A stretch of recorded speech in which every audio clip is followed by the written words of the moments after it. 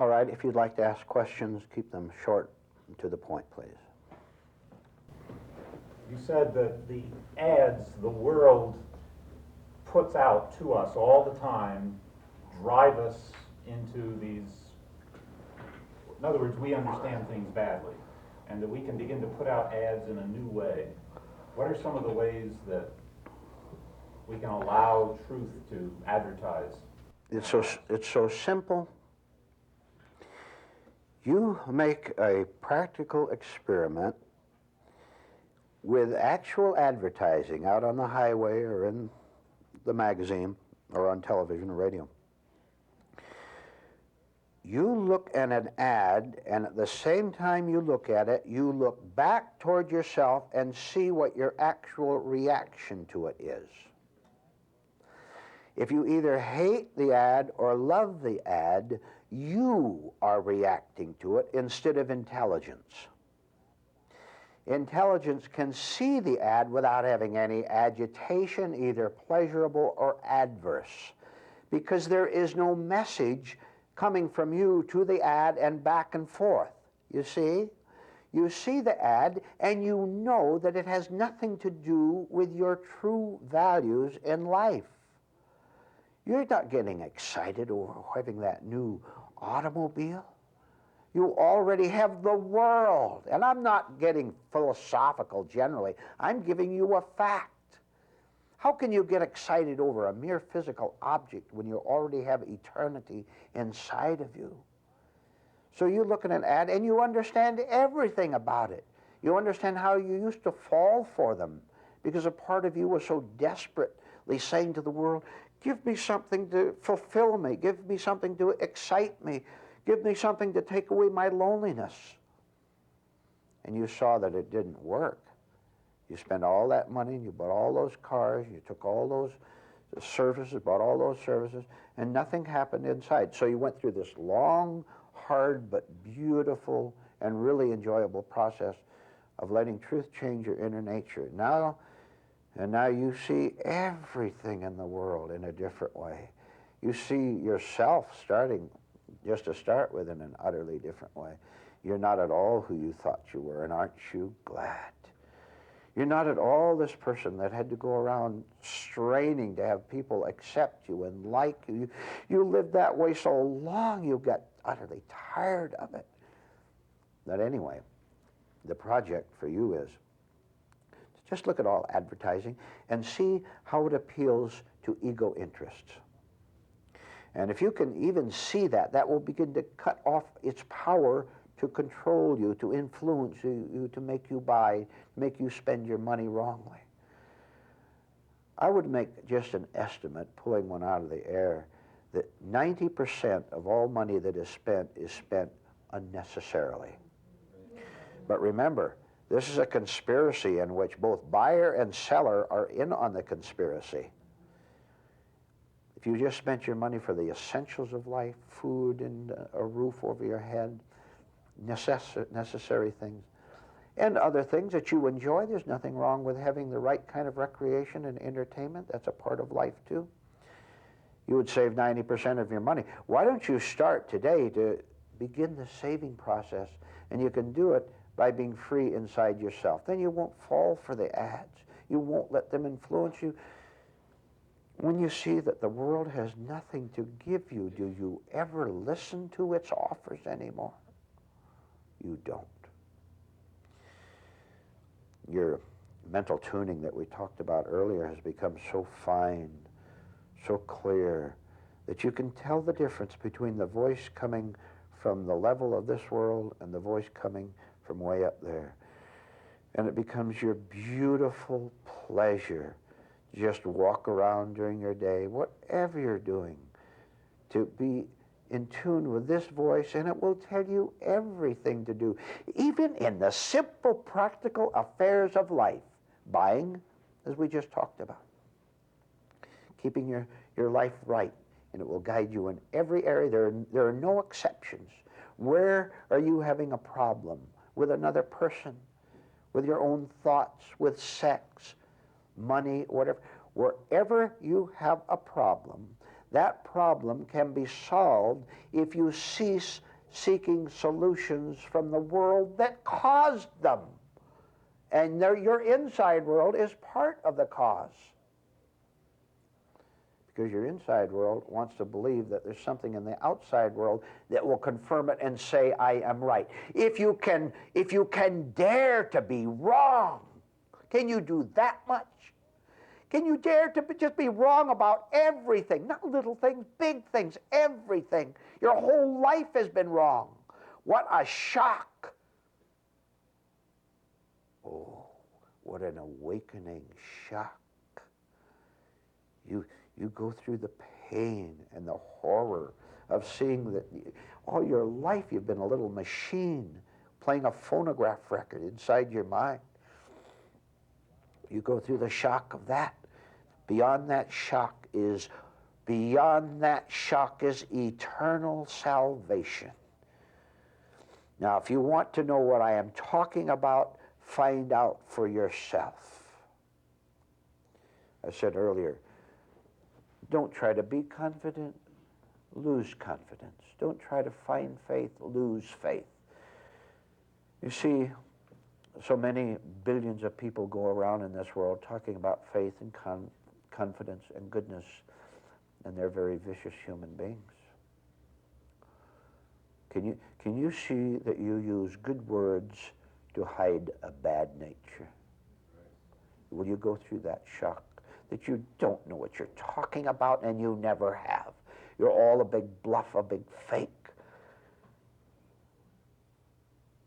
God loves a sinner like that. Darkness loves a sinner who refuses to admit that he's one, who calls his dark nature light. The devil loves a person who lies about his state. Well, like a strong question, to whom do you belong? It's not very difficult to find out who you belong to. Take a look inside and tell me what goes on down there. Tell me, when you go out into the world and you begin to hear the first preliminary whisperings coming from up there, those first preliminary whisperings that say even the simplest of things like rely on yourself, not on the world. Can you begin to understand that that is on your side? That is on your real side. You don't even know what side to be on yet. But you can begin to sense it because truth is stronger than falsehood. This means this alertness we're talking about can't have any preference in it. It can't have any you in it. It just has to listen very quietly and impartially to hear the message and not let the message get distorted by the voices of darkness that tries to distort them, tries to make you think that you're going to get something personal out of it. Truth says, I'll give you a whole new set of values, providing you understand that your present values have no value at all. You're on for questions. I spent some time this week with a man 90 years old who was really strong in his religion, but I could see from your talk today that they had really given him a rock. And he's clinging to the rock. Have you ever noticed how desperate some so-called religious people are? Notice their faces when they tell you about the salvation they've found. Notice that they don't even know that they are there talking with you. That's not an exaggeration. They're not aware of themselves. They're not aware of their physical body being there because they're so lost in their own frantic attempts to convince you that they don't know that they are there. This is merely emotions rambling around in one direction and another. And are you so finely tuned to their nature to know that if you say one wrong word, that the expression on their face is going to change? And they're going to get scared, and when they get scared, they're going to attack you. Have you lived this way now, up to this point, where you're touchy like that? Do you like that way? You don't like it at all, do you? You're beginning to, as I said the other night, to dislike in the wrong way, which merely means darkness, light wants nothing to do with darkness. That's what you call a natural dislike, if you want to use that phrase. There's just nothing in common. You're on.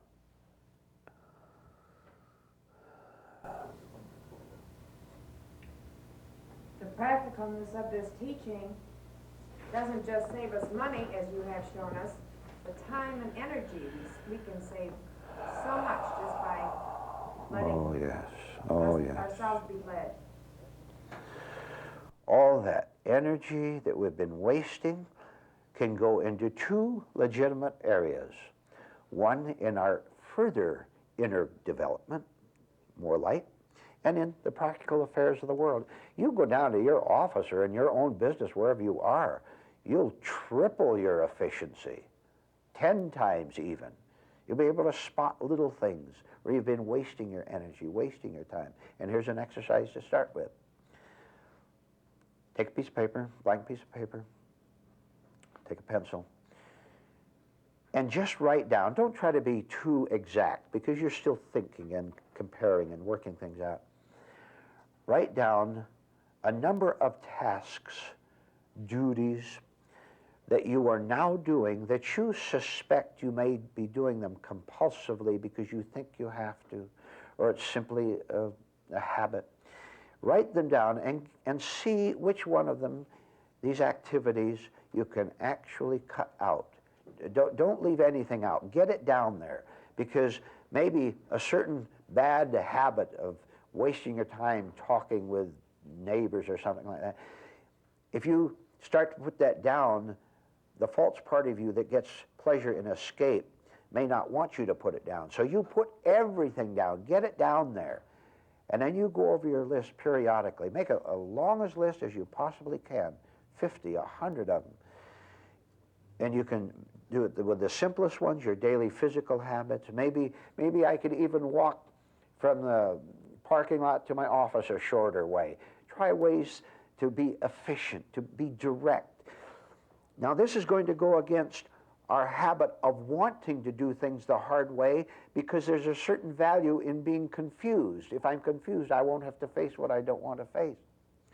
This means that you're going to have to get a long list and go over it very carefully, and then dare to cut it out.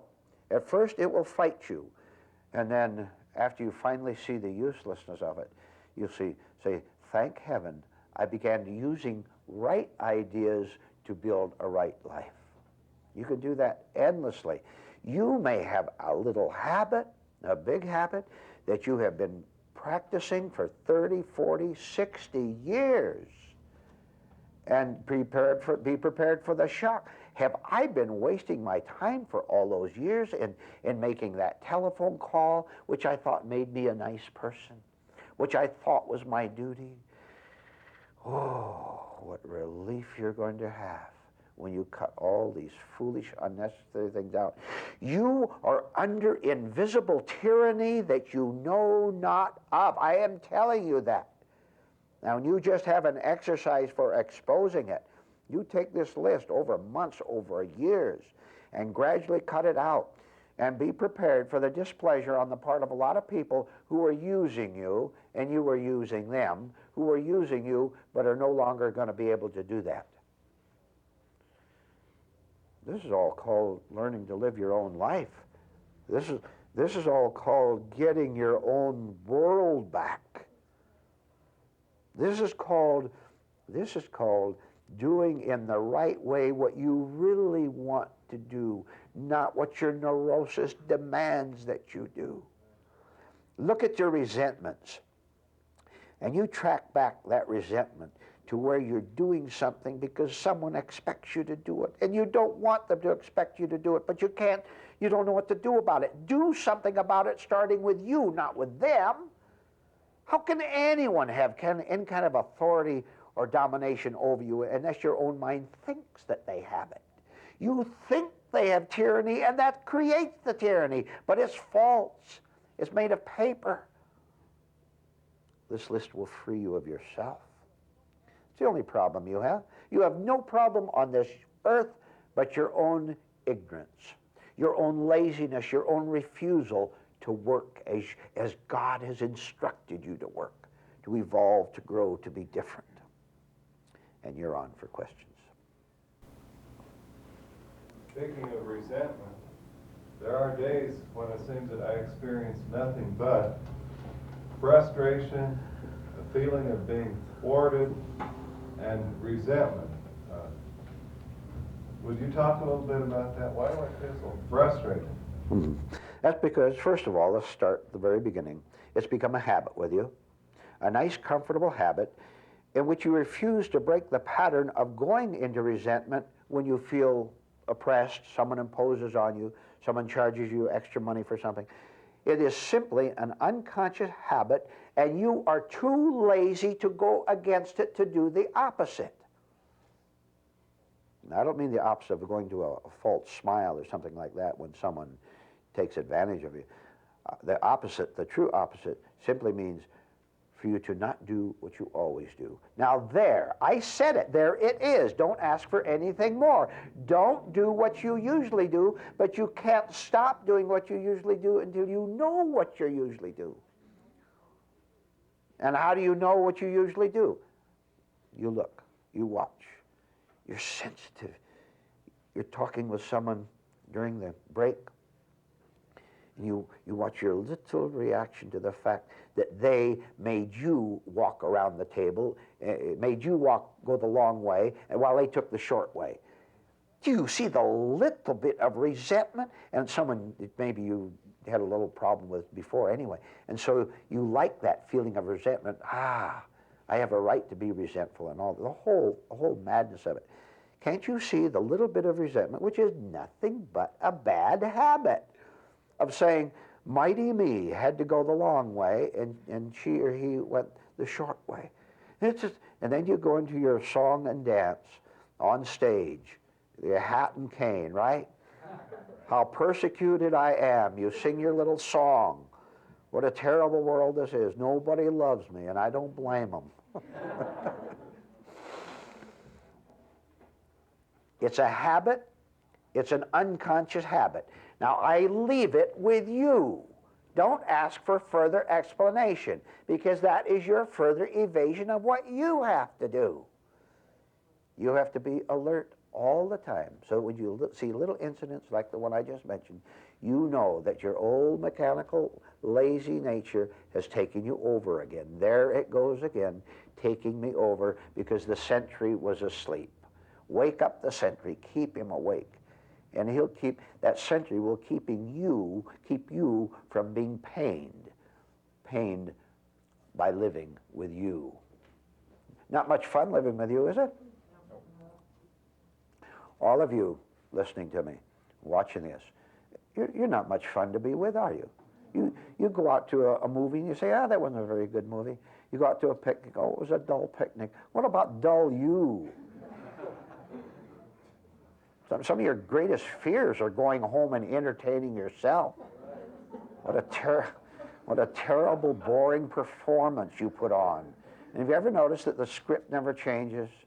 Same old show over and over again. Everyone is happier than I am. Everyone has brighter prospects than I have. Look at what you're doing against yourself by building your you, by talking about you. It has no reality at all. Isn't it strange that with all the pain we have of living with ourselves, that we don't feel the urge to escape from ourselves? You have the knowledge to start here. For every person here today, there's 1,000 who are not here today. How do practical plans for the future work practically without building the false personality? You never expect results of any kind demanded by the ego. If the ego is really absent, then you can do anything you want to do. I told you, you can go into business if you want. You can associate with people and go on. But it's the ego who always demands a certain preconceived result. I'm going to join this club, I'm going to go in this business for ego reasons, but you don't know you're saying that. If you went into business just to earn your living, that's one thing. And if you just to earn your living, so you go out and you buy a little shop somewhere and you invest money in stock and you start your little business. The only thing that is involved is practical things. You never get angry if the competition moves across the street. There's no such thing as fear or competition for you. In the first place, you understand how mad this world is commercially, economically. We ruin everything we touch, so that there's no such thing as business going smoothly, even yours, if you're an absolutely free person, because it has no connection that way. You're in this world in a different way. So you open your business, and what do you care? What do you care if it flops or succeeds? What do you care? There's no involvement with you. All you're saying is, now let's see, I'll think this through, and people like strawberry jam. I'll open a strawberry jam shop. Some shop, huh? So you sell strawberry jam. Success or failure is no concern with you at all. If it closes, so you try something else, or you go to work for someone else, or whatever it is. I wonder if, I put it so simply, I wonder if you can see that what's involved in that. This means you are not trying to predict the future of yourself. You're not saying, if I open this shop, then I will be somebody a year from now.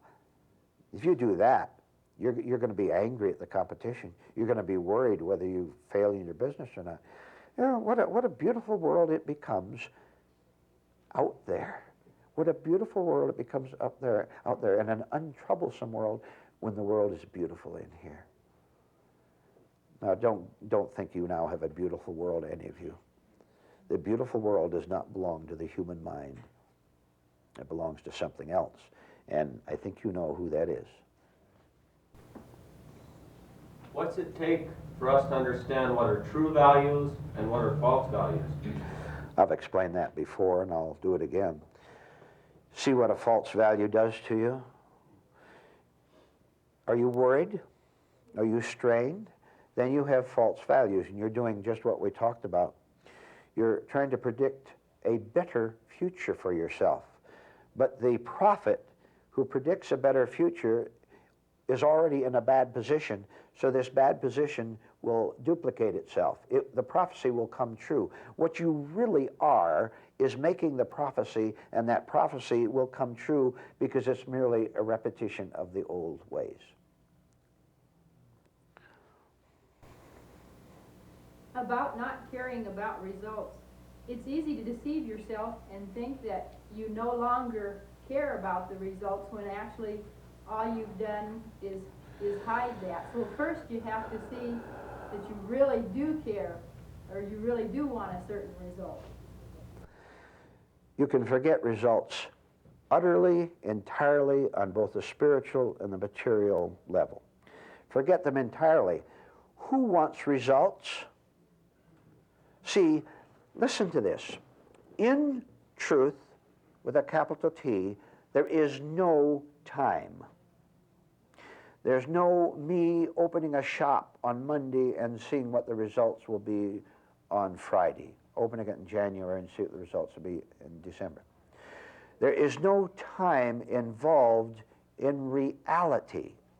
If you're living in reality, then the idea of timed results doesn't occur to you. You're not involved in time at all. Therefore, you're not involved in results, either on a material way, as I just explained, or spiritually. You've already arrived home spiritually. Therefore, there's no place to go. There's nothing to get in the future. Your home is right now. What a different world it would be out there in which we exchange the necessary products for social life here, for human life on earth. How different it would be than the way it is now with the fierce competition, with everyone trying to make results conform to their ego demands. That's what destroys the world, not just in commerce, militarism, and false religion, and moving people from one country to another country. You move people from one country to the next country, and they have the same natures they had in the old country. All human solutions are false. How many human beings do you think there are in this world who want to see it? If you don't want to see it, and whoever does not want to see it, you are living for this world, and that's all you have. Isn't that a shame?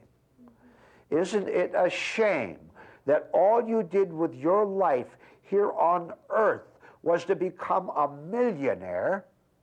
All you did with your life here when you were a human being on earth, all you did was become a powerful figure in this world, a famous person, a person who was admired by millions of other human beings, whose name was in the newspaper and you were on television as a great leader of men.